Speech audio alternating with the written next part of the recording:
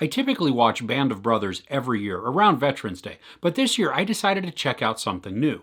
The Liberator is a new limited series coming to Netflix. It's visually different, which is appealing, but how's the story?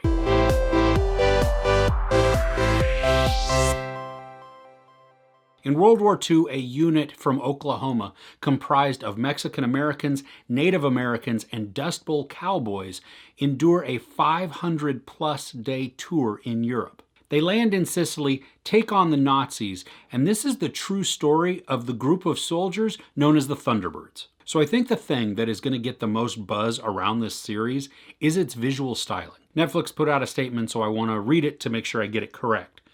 According to Netflix, this is the first ever produced show in Trioscope, enhanced hybrid animation, a new patent-pending technology combining state-of-the-art CGI with live action performance, bringing an unprecedented level of emotion and fidelity to the animated drama experience. Okay, well first off, we've already seen movies or shows that look very similar to this type of style.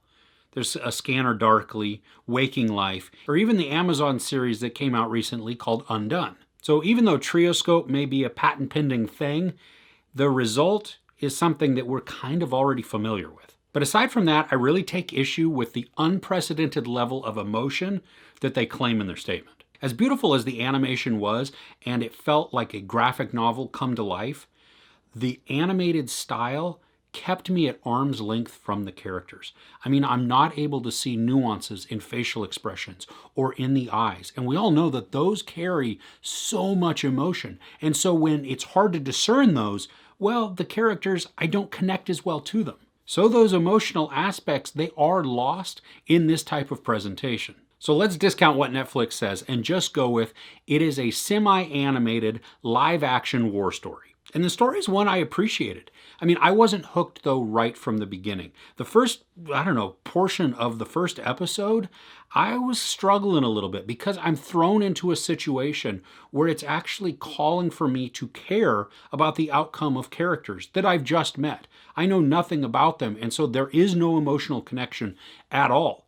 Now, luckily, pretty quickly into that first episode, they introduce me to the characters more. We get backstory, we get development. They thrust us into the action, then pull us back out, and then introduce us.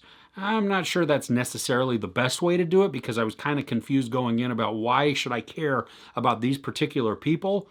But that's how it was, and thankfully they ushered me into who they were rather quickly after that. This is only 4 episodes, and each of them are about at the hour mark. And so they have a tough job of fitting in all of the emotional connection and the story for these characters in that short amount of time.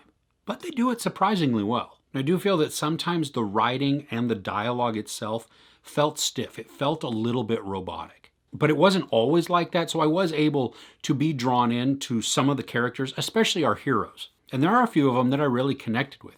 Obviously, there are going to be some characters that take more of the story, that they get shown the spotlight. And so therefore, naturally, I'm going to be more connected with them because I just get more of their story and more of them on the screen. So you have the commander and a few of his men who are the prominent figures throughout the entire narrative, and they become really easy to root for. The company that we're following are the underdogs. There's not enough soldiers, there's not enough supplies, and they're given near impossible orders, and yet they still follow them. For me, the first 2 episodes are good, but episode 3 is where the show really shines. I mean, episode 4 is still really good also, but 3 is the one that just really grabbed hold of me, and it stands out to me as my favorite. There's a decent amount of tension that's put into this show, especially as you have the soldiers who are placed in situations that seem insurmountable. You can feel the urgency that is mounting, and there are some scenes that are very tense. Now, personally, I could have used more of that tension. I could have used some of those scenes going on longer because I liked how it was complementing the story and I didn't want it to let up. Overall, this is a good watch, and it's certainly a new way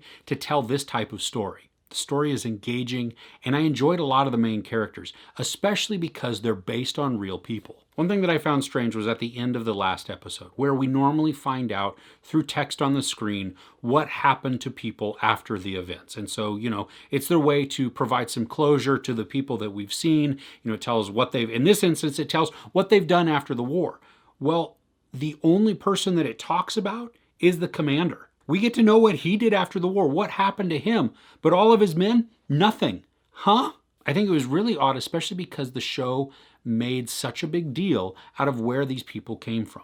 I mean, you had the Mexican Americans, you had the Native Americans, you had the cowboys from the Southwest, and these people were segregated against. So at home, they weren't treated as equal. But here in the wartime setting, and especially in this company of men and what they did, they were heroes. So to not tell what happened to them after the war seems a little odd. I'm not sure this is going to become a yearly watch like Band of Brothers is for me, but this is definitely worth checking out. There's no sexual nudity, a lot of profanity, and a ton of violence. I give The Liberator 3.5 out of 5 couches. Do you have a favorite film or show about war? Let me know what it is in the comments below. If you enjoyed this review, please give it a like. Also, don't forget to share and subscribe. I'm Chris. This is Movies and Munchies. Thanks for catching with me.